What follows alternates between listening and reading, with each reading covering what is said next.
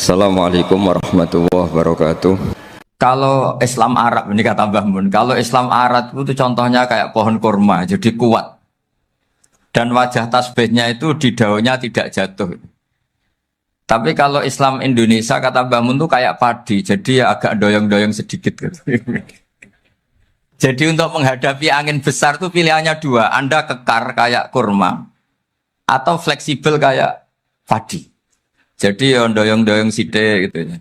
Ada koruptor sowan, salam templeknya ya diterima gitu. Ada calon bupati cantik ya dijukung, pokoknya agak-agak doyong gitu. Tapi baru kayak doyong itu nggak bisa roboh karena fleksibel. Jadi kazar in akhraja syat'ahu. Jadi ada dua tamsil. Karena memang menghadapi orang fasik, orang dolim ini kita sebagai ulama itu ya kebingungan. Ini mungkin Ki Afif bisa bakhul masail ini. Karena pertanyaannya gini, saya berkali-kali digojlok sama bapak saya. Berteman orang fasik hukumnya gimana? Pasti dijawab haram. Tapi kalau pertanyaannya dibalik, membina orang fasik hukumnya gimana? Baik. Dan bisa membina kalau berteman.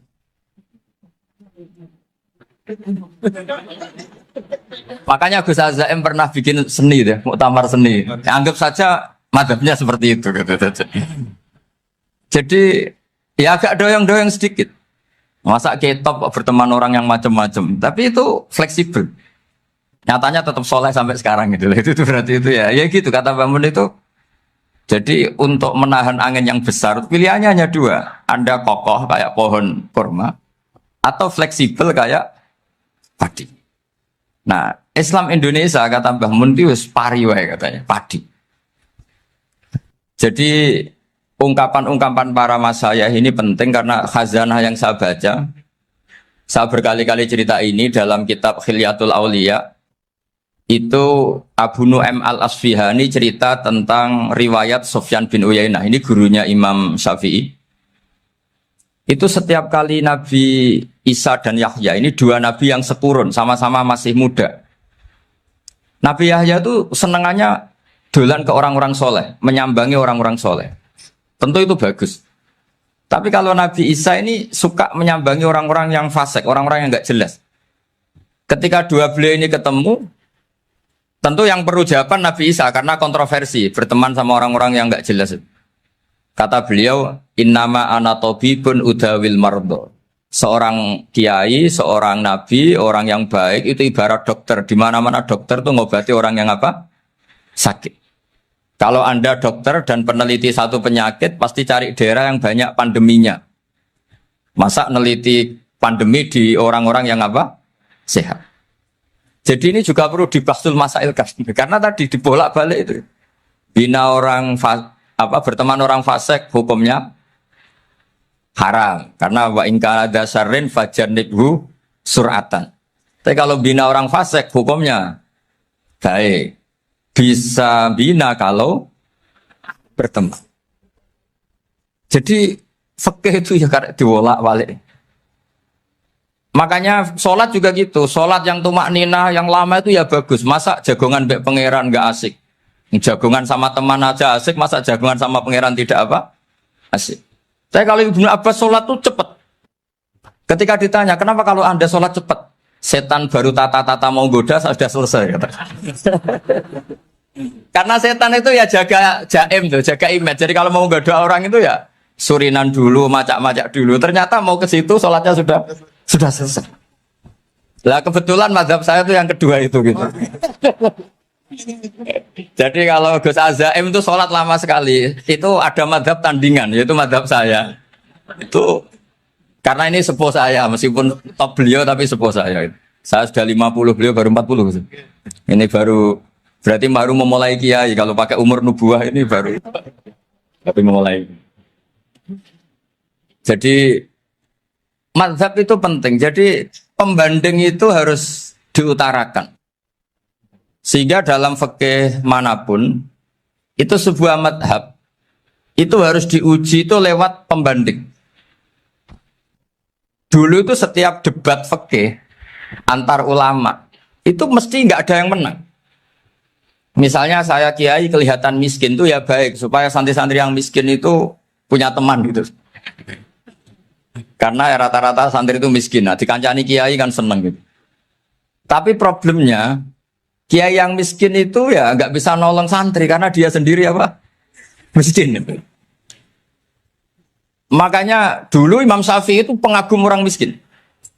Setelah ngaji Imam Malik tanya, ya Imam Malik, orang yang sealim jenengan itu siapa? Jawabnya Imam Malik lucu. Dulu Abu Hanifah, sekarang orangnya sudah meninggal ya. Ilmunya dititipkan atau diwaris oleh Muhammad bin Hasan Asy-Syaibani. Akhirnya Imam Syafi'i dibiayai Imam Malik ke Irak. Imam Syafi'i miskin, bisanya ke sana dibiayai Imam Malik. Itu seperti Abu Ya Said Muhammad masyhur, ini murid beliau. Kalau ada santri boyong kan mesti apa? Disangoni. Disangoni. Ketika datang ke Irak, Muhammad bin Hasan Asy-Syaibani itu nata uang, nata emas itu di ruang tamu. Jadi ngitung uang itu di ruang tamu. Miliatan.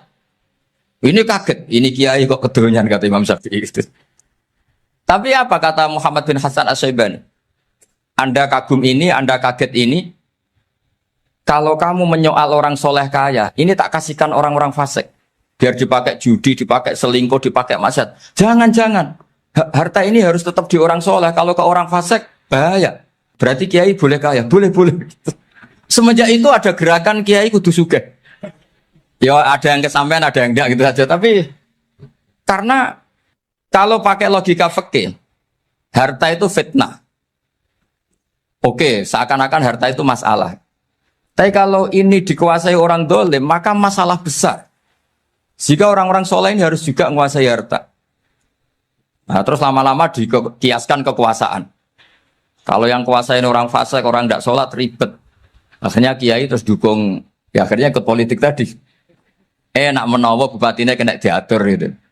Diatur kon sholat, orang yang sesi proposal, maksudnya diatur keng sholat maksud. Ini cerita-cerita apa logika-logika fikih.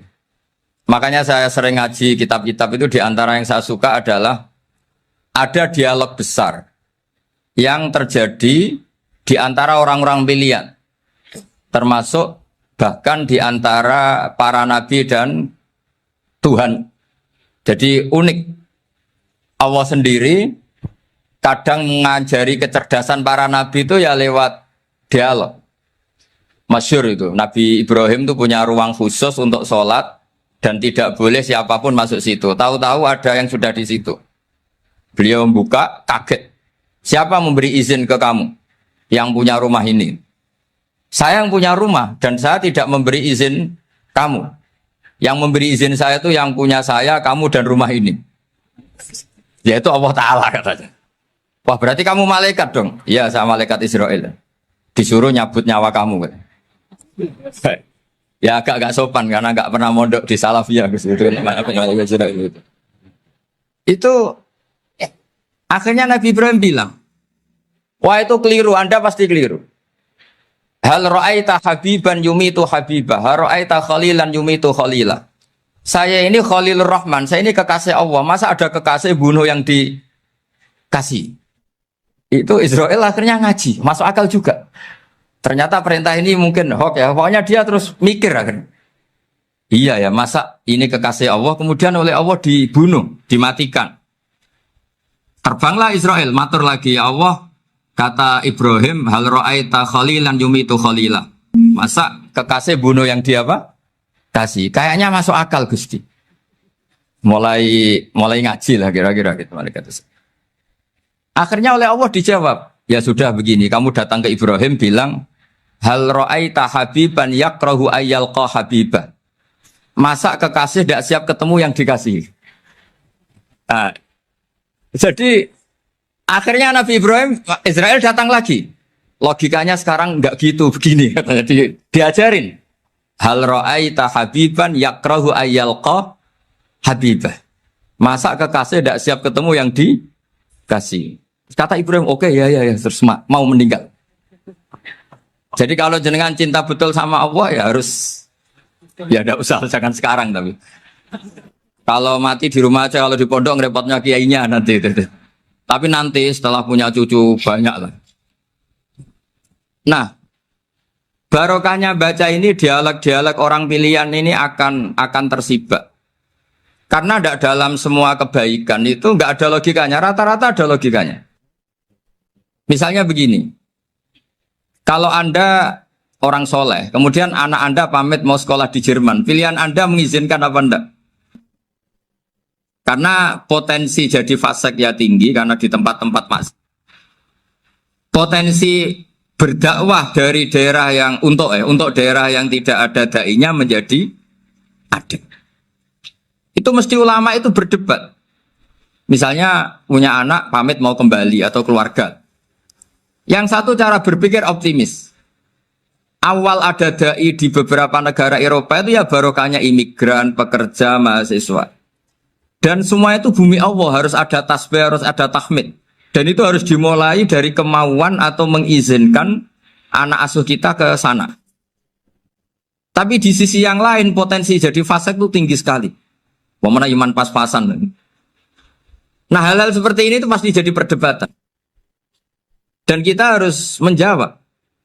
Dan tadi kayaknya di semua Basul Masail, Pondok Salafiyah jawabnya pede semua. Nggak ada ragu, nggak ada khilaf. Baguslah kalau pede. Meskipun nanti mungkin ada ulama lain yang cara berpikir apa? Berbeda. Sehingga, ini saya cerita ya. Sehingga di kitab-kitab fikih, misalnya saya kok hidup di Bali sudah punya komunitas ngaji. Itu kok saya pindah ke Sukorejo sini. Banyak ulama yang mengatakan haram.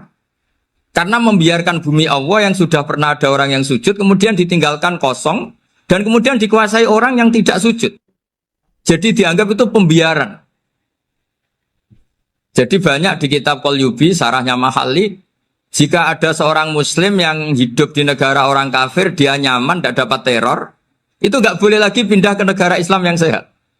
Karena takutnya li'alla yastauliyal kafir tilkal buk'ah, supaya bumi itu tidak dikuasai orang kafir. Jadi ini hal-hal yang para fuqaha itu harus berdebat. Karena ini masalah-masalah furu'iyah. Sehingga mulai dulu ya banyak ulama yang nyun sewu berpolitik. Mulai Wali Songo sampai sekarang alhamdulillah yang minat banyak. Mungkin bedanya ikhlas sama tidaknya. Tapi kalau saya pernah dikeluhin utusan dari ya komunitas. Islam Indonesia itu dulu itu ceritanya banyak yang dari Kamboja. Kalau dulu orang cerita itu orang Cempa. Itu setelah di Indonesia besar Wali Songo dan Brawijaya 5 itu sudah mulai oleng. Itu singkat cerita mereka berpikir ingin bikin kerajaan apa? Islam di Demak Mintoro dengan raja pertama yaitu Raden Fatah. Karena Raden Fatah ini putra Brawijaya. Padahal setelah jadi kerajaan ini era cucu sudah konflik, berebut kekuasaan. Akhirnya sampai jadi Jipang, jadi Jogja, jadi Solo dan seterusnya. Tapi kata Mbah Mun itu tetap barokah. Karena orang Islam terus terbiasa mimpin. Sekeliru-keliru sidik, pokoknya orang Islam biasa mimpin. Sehingga zaman Mbah Hashim ya sudah mimpin Masumi, zaman Ki As'ad pengaruhnya besar. Sampai sekarang Kiai pengaruhnya besar. Nah barokahnya Kiai pengaruh besar ini sampai moral jadi ukuran. Misalnya sekarang ada calon bupati kok nggak sholat, itu pasti kalah. Jadi sholat itu jadi tolok ukur untuk calon apa? Bupati. Meskipun mungkin punya efek pura-pura sholat, tapi nggak apa-apa lah. Sementing moral ini jadi ukuran. Sementara yang di Thailand, di Patani, itu karena dulu pelajarannya tasawuf, itu orang nggak ambisi mimpin dunia. Tahu-tahu dipimpin. Dan akhirnya nyuwun sewu ya saake Islam-Islam yang dulu terlalu tasawuf karena nggak punya pengalaman memimpin, akhirnya lazimnya konsekuensinya hanya dipimpin. Tapi Islam Indonesia beda, karena kulino mimpin itu akhirnya dari orang Islam biasa menjadi Islam yang sholat sampai Islam yang bisa ngaji itu bisa mimpin negara. Tentu yang paling populer dimulai Gus Dur. Jadi ini sesuatu yang barokahnya istihad para kiai. Sementing Islam kulino mimpin. Sehingga di Indonesia itu barokahnya itu, kebaikan itu jadi tolok ukur. Ada orang kok terkenal koruptor, atau terkenal nyuwun sewu selingkuh, atau terkenal apa, itu pasti tidak jadi. Karena moral itu menjadi tolok ukur. Dan itu adalah politik para kiai. Jadi ini saya cerita, dan itu negara juga akhirnya untung karena seleksi agama sama negara itu sama-sama kiai ya bilang negara harus dipimpin orang soleh, negara juga bilang seperti itu. Nah, ketokohan-ketokohan para beliau-beliau ini yang mau lah bekerja sama dengan Umarok. Kita tahu dulu Pak Harto ya rawuh ke sini ketika Muktamar 84, rawuh ke Ki As'ad, ketika mau kembali ke Khittah juga dirembuk oleh ulama dan Umarok. Dan akhirnya ini menjadi negara yang alhamdulillah semoga selalu menuju baldatun thayyibatu wa rabbun ghafur. Nah, kemudian di sini saya tabarruk dengan Said Muhammad, gurunya Kiai Haji Azaim. Saya mau cerita tentang amaliyah tadi. Saya sebetulnya nggak niat bacakan bab itu, gara-gara ada khataman jumlahnya banyak saya jadi pusing. Ini panitianya tanya, khatam betul apa enggak? Iya, Gus, khatam betul. Tapi kayaknya saya tidak yakin itu. Karena saya ini kan dari pondok tahfidz itu. Biasanya anak khataman itu ya rodok bodoni itu. Wes dibaca buanter sing nyemak ya mau ndelok pojok etok. Mergo kebanteran. Nah, akhirnya lafat-lafat yang di tengah itu enggak di apa? Baca. Tapi ya semoga dimaafkan Allah lah. Yang jelas itu enggak. Tapi saya mau cerita ya. Jadi cara berpikir Said Muhammad ini nanti juga saya teruskan di Ma'had Ali. Ini saya baca ya. Di antara yang diyakini madhab Malikiyah, ini saya baca saja teksnya. Jadi ada riwayat namanya kalau Said Muhammad bahasakan itu Ataqoh Somadiyah. Kalau di Indonesia kadang orang bilang Al-Ataqoh Al-Kubro. Yaitu dengan membaca surat Ikhlas, di sini jumlahnya hanya 100 kali, kila 1000 kali. Tadi berapa teman? 700-an, 700 juta. 700 juta ini sudah susuk banyak ini. Di sini hanya 40, riwayat lagi 100, 1000. Terus sampai tadi berapa? 800 juta. Wah, ini sudah susuk ini. Itu anak cucu sampean pasti masuk surga itu kalau gitu. Ini saya baca, ini kitabnya Said Muhammad ini. Suratul Ikhlasi wal Itqu minan nar. Akhrajat Tabrani fil Kabir an Fairuz Ad-Dailami wa wa Ibnu Ukhtin Najasi. Waqad khadaman Nabiyya sallallahu alaihi wasallam. Orang ini jadi khadimnya Nabi. Qala Rasulullah sallallahu alaihi wasallam, "Man qara'a qul huwallahu ahad mi'ata marratin fi shalat ghairiha kataballahu lahu bara'atan minan nar." Ini hanya berapa ini? Mi'ata marrah. Berarti kalau satu orang itu cukup 100. Tadi sudah untuk 7 turunan tadi untuk orang berapa? Ya, untuk 7 turunan cukup ya? Untuk 7 turunan. Ya sudah susuk ini, sudah susuk ini. Duh, ribet ini. Nah, ini tak cari pembenarannya, ini supaya keren. Ini di halaman 188 Abwabul Farad. Warwa Ibrahim bin Muhammad Al-Khiyari fi fawaitihi an Khudzaifa marfu'an. Man qara'a qul huwallahu ahad alfa marratin faqad ishtara nafsahu minallah. Berarti 100, ada riwayat lagi 1000. Nanti tak carikan lagi yang berapa? 1 miliar. Jangan banyak-banyak. Nah, ini saya baca ya. Wa hadzal adatu huwa al-ma'rufu bi ataqatis somadiyah. Wa qad nassa jama'atun min mutaakhiril malikiyah ala istihbabi ataqatis somadiyah. Wa haddu ala qiraatiha wa istimaliha. Minhum Asy-Syaikh Abdus Salam Al-Asmar sak terus ini. Jadi kullu haula'i istahabbu ataqatas somadiyah ma'atirafi ba'dihim kal misnawi bi syiddati du'fi hadisiha. I'timadan ala anna hadza minal fadha'il allati yutasahalu fiha. Faman sa'a yasta'milaha roja'a khusula ma fiha fala ba'sa bidzalik ala syarti alla ya'taqida thubuta dzalika anin nabi sallallahu alaihi wasallam hatta la yaqa fil kitsbi alaihi. Jadi intinya itu silahkan Anda bikin jumlah sesuai versi Anda. Yang penting Anda jangan kampanye kalau itu perintah Kanjeng Nabi Muhammad sallallahu alaihi wasallam. Karena kalau kamu atasnamakan Nabi kemudian jumlahnya sampai 800 berapa? 800 juta, berarti Nabi mengajarkan masyakoh pada umatnya. Jadi cukup yang riwayat itu di sini hanya 100 sama 1000. Jadi kalau jumlah tadi untuk 7 apa? Turunan. Jadi kamu harus ditutup dengan doa, ya Allah, semua itu bukan untuk saya tapi untuk 7 turunan. Tolong catat ya Allah. Karena jadi artinya gini loh ya, orang Indonesia yang sering mempraktekkan atakosomadiyah itu bukan tanpa dalil. Ternyata dalam mazhab Maliki, saya masih ingat ketika mbah saya kandung, bapaknya bapak, asmane Mbah Nur Syam, itu wasiatnya minta dibacakan 4.000. Yang baca pas itu ya bapak sama anak-anaknya. Dan kemudian alhamdulillah zaman akhir itu mulai agak ngawur. Kalau ada acara itu wong liya kon maca anake mlebu metu gak melok maca. Itu keliru, saya jamin itu keliru. Saya sering kalau mimpin di rumah, kalau yasinan di tonggo-tonggo kok anaknya gak maca saya keluar. Bapakmu wong liya kon maca kata saya gitu. Jadi itu menurut saya itu yang jelas saya sampai ngisi begini. Yang ada riwayatnya itu idza mata ibnu adam min qata amaluhu illa min salasin shadaqatin jariyah au ilmin yuntafa'u bi awaladin sholihin yatullah. Itu tidak ada di hadis au kiyayin sholihin yatullah. Yang ada itu awaladin apa?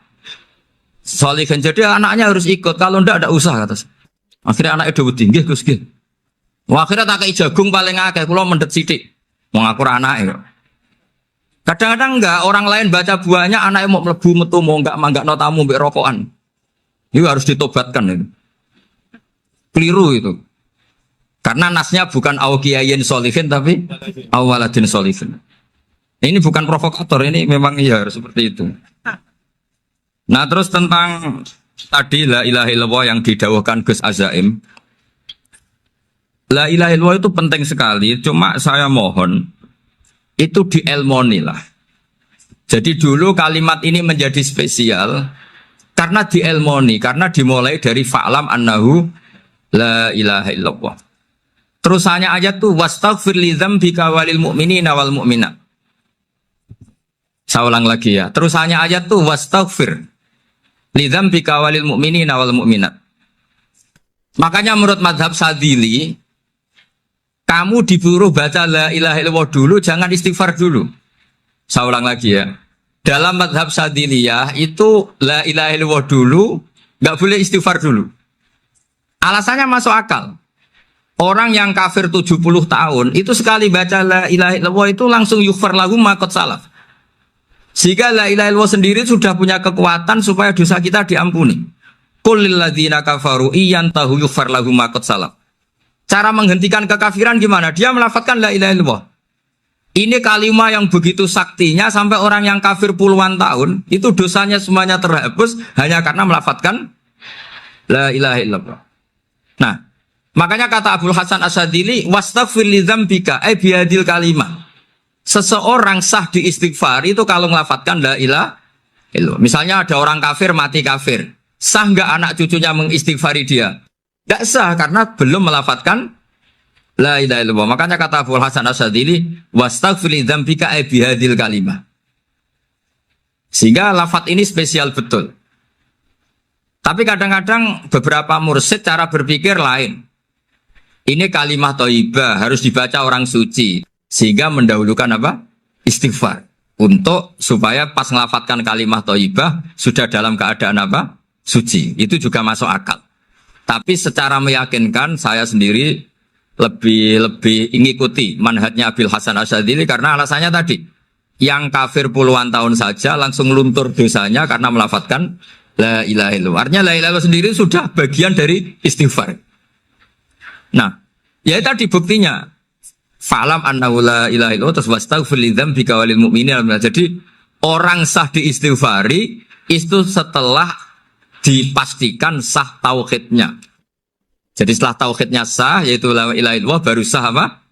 Diistighfari. Sehingga orang kafir, saya ulang lagi, orang kafir yang mati kafir anak cucunya tidak boleh apa? Tidak boleh menistighfar. Terus saran saya kedua, la ilaha illallah itu filosofinya itu nafyun li uluhiyati ghairillah wa isbatun li uluhiyatillah wahda. Filosofi la ilaha illallah itu gimana? Menafikan semua selain Allah itu tidak Tuhan dan hanya menuhankan Allah semata. Nah itu caranya gimana? Caranya kita harus terbiasa ini karena tadi saya dibilangin panitia ini rata-rata mustameknya atau mustamiatnya ini santri. Caranya gimana? Dilatih pakai logika. Saya berkali-kali cerita kalau ngaji, saya sekaligus kampanye. Allah itu Tuhan yang begitu fair. Untuk menjadi Tuhan, Allah mempersilahkan, ada kualifikasi Tuhan. Jadi boleh, dikompetisikan itu boleh, kata Allah. Gak apa-apa kamu ngaku Tuhan gitu, kata Allah. Tapi nak ngaku pangeran itu paling gak ya direputasi lah, ada verifikasinya. Dimulai dari apa? Ya kalau jadi Tuhan itu setidaknya bikin langit bumi lah, aturannya gitu. Jadi kalau daftar bupati ya daftarlah ke KPU. Masa tahu-tahu jadi apa? Tuhan kemudian tidak punya prestasi bikin langit bumi. Sehingga Allah itu cara ngendikan itu ya fair. Qul ara'aytum ma tad'una min dunillah aruni madza khalaqu minal ardi am lahum syirkun fis samawat. Coba yang kamu tuhankan selain saya, prestasinya apa? Ketika saya bikin bumi itu apa ikut bikin? Terus am lahum syirkun fis samawat. Kalau bikin langit, kalau nggak bisa ya urun lah gitu. Urun semen apa urun bego, pokoknya urun lah gitu. Urun ora, gawe bumi ora, ngerti-ngerti ngaku dadi pangeran. Kul hatu burhanakum. Jadi ya kan ya lucu kan, misalnya syarat kiai di Salafiyah kan keluarga Kiai As'ad, cucunya ngaji ngalim. Orang keluarga Kiai As'ad terus aku kiai utama di Salafiyah. Oh mesti di penjara ya. Lah yo gak gawe langit bumi, gak ada prestasi terus ngaku sebagai apa? Tuhan. Sehingga fair. Makanya saya berkali-kali cerita. Jubair bin Mut'im itu punya anak namanya Muhammad. Ini sudah orang alim, Muhammad bin Jubair bin Mut'im. Itu cerita awala Islami Abi. Mut'im itu orang pinter sekali. Saking pinternya dia jadi delegasinya orang Quraisy datang ke Rasulullah sebagai negosiator untuk membebaskan Asra Badrin, tawanan perang apa? Badar. Yang namanya disuruh itu pasti orang pinter. Tapi apa yang terjadi ketika nginep di masjid? Karena zaman itu gak ada hotel, nanti jadi geger. Orang musyrik nginep di masjid hukumnya gimana? Bahsul masail tok. Zaman itu mau tidak mau. Kalau sekarang kan ada hotel, kiai juga punya wisma. Apa yang terjadi? Orang ini cerdas sekali. Dan delalah Nabi pas sholat maghrib itu baca wattur wa kitabim mastur sampai am khalaqus samawati wal ard. Ya kalau kamu jadi Tuhan ya setidaknya menciptakan langit bumi lah. Namanya jadi Tuhan ya ada persyaratan kan. Paling enggak punya reputasi menciptakan langit bumi. Atau kalau jadi Tuhan setidaknya reputasinya itu enggak diciptakan yang lain. Am khuliqu min ghairi syai'in. Ini jadi Tuhan kok punya bapak, punya ibu. Ini jadi Tuhan kok lahirnya di bumi. Ada tanggal lahirnya, ada tahun. Masa jadi Tuhan kok dulu buminya. Pokoknya walhasil tuh. Akhirnya Nabi ketika salam sholat maghrib, dia datang. Ya Rasulullah, akalku habis oleh ayat yang barusan kau baca. Sudah saya Islam saja. Argumentasi selain Allah Tuhan itu batal. Itu, nah saya mohon santri-santri Salafiyah itu baca Quran sampai seperti itu. Jadi jangan hanya khataman banyak-banyakan maksudnya. Ini bukan nyindir ini, ngamuk ini. Jadi ya khatamannya tadilah 1000 atau berapa lah, jangan banyak-banyak. Juga kasihan malaikat yang nyatet kan. Wong baru subhanallah alhamdulillah aja di teks hadisnya abad al malaikah kan di itu baru subhanallah alhamdulillah itu sudah mencapaikan malaikat. Makanya saya wiridan tuh arang-arang kasihan malaikat karena nanti jadi itu ya ada madhabnya itu jadi kalau Gus Azaim sholat lama tak saingi sholat cepet tuh sama-sama ada madhabnya. Yang cepet kayak saya tadi setan pas tata-tata mau goda pas rukuk saya sudah itidal, mau goda itidal saya sudah sujud pusing dia. Tapi jangan tiru ini madhab yang agak-agak khusus lah sudah cara orang Madura agak khilaf tuh. Khilaf ya. Khilaf ini agak khilaf ini sudah. Tapi saya ingin lah, sampean kalau ngaji Quran itu dilatih berlogika. Jadi Allah itu fair. Gak apa-apa kalian ngaku Tuhan tuh gak apa-apa, tapi tunjukkan prestasi kamu apa. Aruni madza khalaqu minal ardi am lahum syirkun fis samawati. Am khalaqus samawati wal ard. Diulang lagi am khuliqu min ghairi syai'in. Setidaknya kalau jadi Tuhan itu ya nggak butuh yang lain lah. Masa jadi Tuhan kok wujudnya saja butuh orang lain, butuh bumi eksistensinya butuh makan, butuh minum. Makanya Allah cara meniadakan uluhiyah selainnya itu Allah itu redaksinya itu mengena sekali. Yaitu tadi dengan cara-cara seperti itu. Sebagian ayat disebutkan ma asyattuhum khalqas samawati wal ardi wala khalqa anfusihim. Wong Tuhan kok enggak punya reputasi bikin langit, bikin bumi, bahkan untuk menciptakan dirinya sendiri saja enggak bisa. Ya sudahlah, kamu enggak usah ngaku Tuhan, enggak level katanya tahu gitu. Akhirnya terus ditemukan Tuhan yang sejati, yaitu wal awwalu wal akhiru wal zahiru wal batin. Nah, itu yang Mut'im ini tadi termasuk orang yang sangat cerdas sekali. Padahal itu bacanya bukan pas basul masail, enggak. Nabi pas sholat maghrib. Juga bukan pas ceramah, enggak. Tapi itu didengarkan. Makanya termasuk ini spesial untuk hormat saya kepada Ki As'ad. Makanya saya ini kalau mentasjik santri-santri, ini agak sensitif, tapi sudah saya tidak perlu takut fitnah. Saya termasuk kenapa saya ingin jadi ahli tafsir, tentu yang membentuk itu Mbah Maimun dan bapak saya. Bapak saya itu hafal Quran kayak hafal Fatihah. Saking senangnya Quran itu. Mungkin bisa kamu saingi itu. Itu adalah orang kafir itu bisa paham Quran. Itu sangat menyinggung saya. Orang kafir itu bisa paham Quran. Ketika Umar Islam itu karena mendengar apa coba? Mendengar apa? Quran. Dan itu masih kafir apa sudah Islam? Masih kafir karena kalimat-kalimat yang di Quran itu begitu jelas wal kitabil mubin sehingga didengarkan orang kafir pun tuh ngefek. Makanya ketika Umar datang ke saudari putrinya, kemudian dengar Toha ma anzalna alaikal Qur'an apa? Litasqa, itu dia terus iman. Begitu juga Mut'im. Itu ketika dengar Nabi baca surat At-Tur ya langsung iman. Makanya kata Ibnu Jarir At-Tabari, kamu jangan pernah bilang gini, syaratnya paham Quran itu harus alim, harus gini. Lah nanti berarti orang kafir punya alasan di depan Allah, ya Allah, engkau ngandani kami dengan Quran yang nggak bisa difahami kecuali alim dulu. Lah saya alim gimana? Nggak pernah mondok. Mondok gimana? Saya kafir. Jadi artinya gini loh, kata Ibnu Jarir At-Tabari, Allah tidak mungkin mengatakan gini, ifhamil Quran bima la fahmalaka. Quran itu harus kamu fahami. Sementara orang kafir karena lafadznya Quran khusus nggak bisa memahami. Makanya Quran itu dibaca. Itu banyak orang kafir yang menjadi muslim karena mendengar apa? Al-Quran. Padahal kafir. Nah termasuk tadi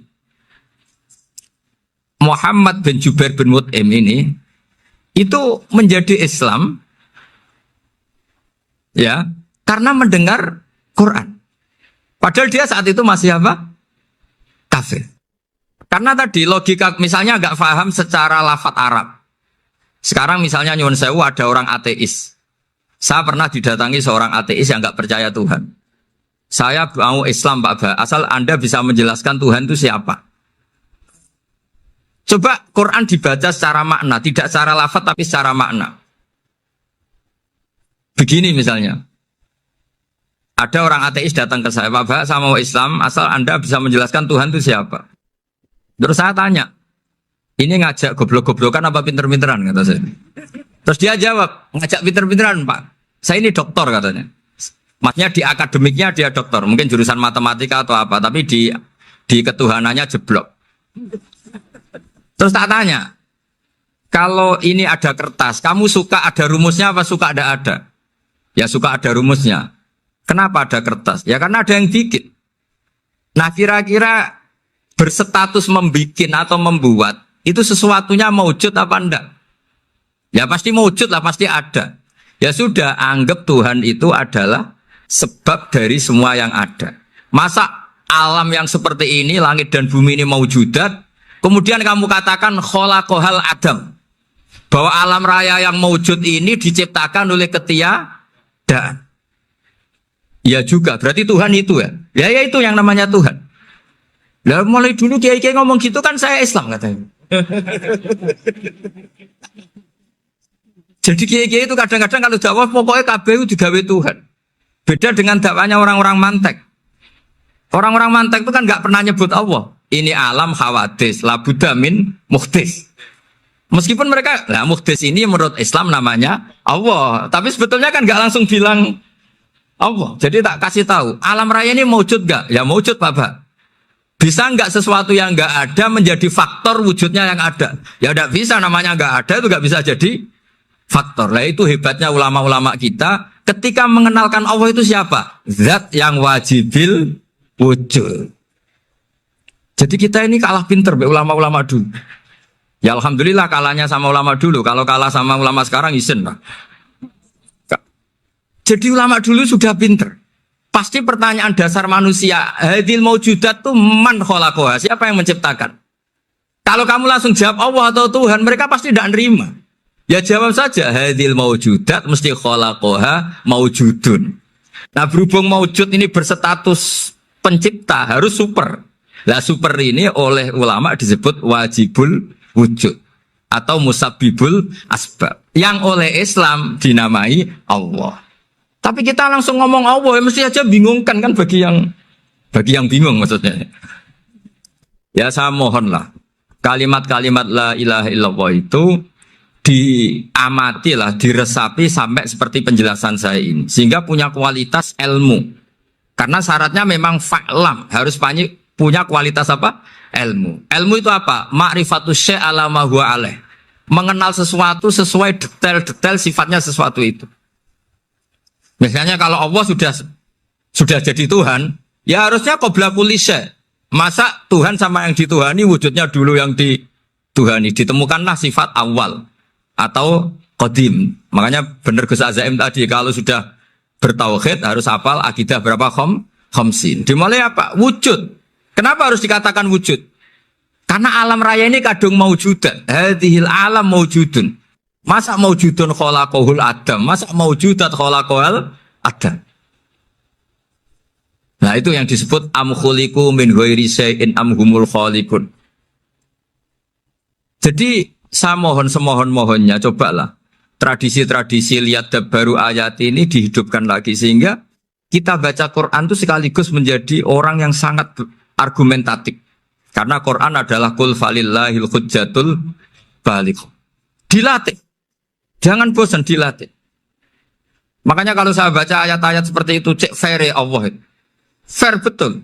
Enggak apa-apa saya punya pesaing kata Allah, tapi yang imbang dong. Pas aku gawe langit ya bantulah. Atau ada langit tandingan lah kira-kira gitu. Kalau saya bikin bumi ya ada bumi. Nah misalnya sekarang orang Cina bikin matahari. Materinya dari mana coba? Dari yang sudah ada sekarang kan? Tetap saja agak ikut bikin kan? Tapi kalau Allah bikin langit bumi minal adam minal wujud. Kalau mereka paling rekayasa yang sudah wujud adik. Nah harus sampai seperti itu. Sampai kata Gus Azim kul hatu apa? Burhanakum dan. Jadi ini cara-cara kita untuk menguatkan iman. Aruni madza khalaqu minal ardi am lahum syirkun fis samawati. Terus kata Allah, itu nih bi kitab min qabli hadza au atharatin min ilmin. Kalau kamu enggak setuju teori ini kata Allah, cari kitab suci versi Anda. Aturan jadi Tuhan itu apa coba? Ya tetap saja semua kitab suci akan mengatakan di mana-mana Tuhan itu pencipta langit dan bumi. Jangan yang lahir di bumi jadi Tuhan. Jangan Lata Uzza jadi Tuhan. Jangan karena sakti jadi Tuhan.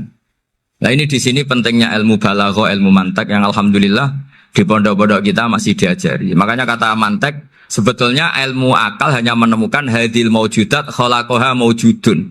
Nah yang maujud ini siapa? Ya wajibul wujud. Nah kemudian Islam menamai ini Allah Subhanahu wa ta'ala. Makanya ulama dulu itu kalau ngetikan Allah itu siapa? Zat sing wajibul wujud. Itu filosofinya luar biasa. Karena dengan seperti ini bisa menafikan teori ateisme. Bahwa alam raya ini diciptakan oleh ketiadaan. Makanya saya bilang tadi, ngajak goblok-goblokan apa pinter-pinteran gitu. Lah nek ngajak goblok-goblokan yang ngene, hadhil maujudat khalaqahal adam. Terus kita goblok bareng. Loh iya kan barang maujud diciptakan yang tidak maujud. Wong ora wujud kok mempengaruhi sing wujud. Ya monggo nak goblok bareng kata. Akhirnya, gak lho Gus, saya ini dokter masa kamu ajak goblok? Ya sudah pinter saja kata saya. Alhamdulillah karena debat kecil ini dia menjadi nyaman lagi dengan apa? Islam. Memang saya tentu nggak bisa disalahkan doktoralnya karena di ilmu yang selain apa? Teologi gitu. Tapi kan polanya dia pasti pinter. Makanya ini sekaligus mengingatkan anak-anak lah. Kecakapan menjelaskan itu harus dilatih karena di antara kelebihannya Quran itu wal kitabil apa? Mubin, yaitu kitab yang punya kemampuan menjelaskan. Ini yang terakhir saya beri contoh. Terakhir ini penjelasan Quran. Dulu orang kafir itu cara berpikir itu begini, Muhammad, urusan kita ini banyak, problem kita banyak. Masa iya urusan yang banyak ini cukup dengan satu Tuhan? Kalau problem banyak ya Tuhannya harus banyak. Ada Tuhan pohon, Tuhan hujan. Ya kayak Cina itu ada Dewi Kuan Im keberuntungan, ada yang sial, yang pokoknya diurus yang banyak lah. Maka mereka bilang aja alal alihata ilaha wahida inna hadalah syai'un ujab. Ini aneh, urusan banyak kok Tuhannya satu, ini aneh lah. Tapi Nabi secara sabar, dan yang diomongnya orang kafir. Tidak anak Mahatali, orang kafir. Jadi nanti kalau anak Mahatali gak paham Quran, kebangetan, orang kafir saja paham. Akhirnya Nabi secara santai, secara rileks memberi penjelasan gini. Kalau Anda menjadi buruh, kalau orang Arab dulu bilang abdan. Kamu suka nggak punya majikan banyak, perintahnya beda-beda, semuanya memaksa kamu untuk nurut. Sama punya majikan satu yang baik. Ya nggak suka lah Muhammad kalau majikan saya banyak, semuanya berhak merintah saya, nggak enak. Majikannya satu saya, satu saja. Terus kata Nabi, Tuhanmu itu majikan kamu. Kalau Tuhannya banyak, kamu bingung. Berarti perintahnya banyak. Akhirnya mereka paham. Dan itu segampang itu Allah memberi penjelasan. Dorobawa masalah rojulan. Fihi syuraka umutasakisuna wa rojulan salamal lirojul. Hal yastawiyahani masalah. Alhamdulillah. Langsung diberi analogi. Kalau kamu jadi buruh, punya majikan banyak, yang perintahnya beda-beda. Kemudian jadi buruh yang majikannya satu, kamu milih mana? Ya milih satu Muhammad. Ya sudah. Kalau Tuhannya banyak, perintahnya banyak, kamu juga bingung. Langsung menjadi faham. Nah, ketika ada orang tidak ikhlas, Nabi cara memberi penjelasan juga gampang. Misalnya saya dikasih uang Gus Azaim 1 juta. Kemudian matur nuwun saya sama Pak Afif. Ya, aneh enggak? Saya ini orang aneh enggak? Orang aneh enggak? Itu Nabi kalau mencontohkan orang tidak ikhlas gitu. Kata Rasulullah, orang tidak ikhlas itu sebagaimana orang beli budak. Min kholisi malih. Budak itu dibeli dari uangnya sendiri. Kemudian fa'amila hadal abdu, budak ini kemudian bekerja dan a'tohullatahu. Hasilnya dikasihkan sama orang lain. Terus Nabi memberi percontohan. Ayasurrukum ayyakuna abdukum kadzalik. Apa kamu suka kalau budak kamu seperti itu? Dulu orang-orang dulu kan beli budak untuk disuruh bekerja, terus disuruh setor apa? Hasilnya. Jadi budaknya kamu yang beli, yang biayai. Kalau sekarang mungkin gak ada budak, gini lah. Saya nyuruh Zaid, tak kasih mobil, tak kasih bensin, tak kasih uang jalan supaya narik angkot. Hasilnya disuruh ngasihkan saya. Ternyata dikasihkan orang lain dan matur nuwun sama orang. Kamu suka punya budak seperti itu? Ya tidak suka ya Rasulullah. Ya ibaratnya seperti itu. Bumi yang bikin Allah, nyawa kamu yang bikin Allah, semua fasilitas dari Allah. Kemudian kamu menyembah selain Allah. Segampang itu. Dan Nabi telaten sampai dulu yang mayoritas orang kafir menjadi mayoritas Muslim. Dan semuanya tanpa paksaan. La ikroha fiddin. Karena qad tabayyana rusdu minal ghayy. Nah, cara tabayana gimana? Yaitu punya kemampuan menjelaskan. Wal kitabil apa? Mubin. Ini makanya saya mohon lah. Ini saya mohon semohon-mohonnya anak-anak ini kan kader-kadernya Mbah Samsul Arifin, Mbah As'ad, Gus Fawaid, sekarang Gus Azaim, semuanya harus punya kemampuan wal kitabil apa? Mubin. Sehingga di antara sifatnya Nabi itu fatonah, punya kecerdasan. Nabi itu gak pernah debat kalah. Itu meskipun sudah terdesak gak pernah kalah. Pernah Nabi itu ngendikan la'adwa walatiorata, tidak ada penyakit menular. Ada orang yang mungkin kurang suka iseng, ada onta yang sudah gudiken dijejerno sama yang waras. Ternyata yang waras jadi gudiken. Akhirnya Nabi diundang lah kira-kira gitu. Ya Rasulullah, kata engkau gak ada penyakit menular. Tapi ini onta yang gak gudiken tak jejerkan yang gudiken ikut gudiken. Berarti kan menular. Nabi santai jawab, faman jarrobal awal. Lalu yang pertama gudiken ketularan siapa katanya. Wah kalau ini asli Nabi ya sudah seperti itu. Jadi ngiranya dia menang karena yang gudikan pertama nulari yang kedua. Ternyata Nabi tanyanya lagi, faman jarrobal awala, yang gudikan yang pertama siapa? Oh ini asli ya maksud saya itu. Jadi Nabi itu gak pernah kalah. Karena Nabi punya apa? Fatona. Jadi saya mohon, ya tadi makanya ini efeknya tuh khatamannya gak boleh banyak-banyak ya. Maksud saya kalau musim khataman ya gak apa-apa, khataman banyak-banyak. Tapi kalau gak musim khataman ya musim-musim tadabbur gitu. Tapi kalau ini musim khataman ya monggo lah. Cuma saya kok kasihan malaikatnya tadi. Ya, matur mawon minta maaf. Assalamualaikum warahmatullahi wabarakatuh.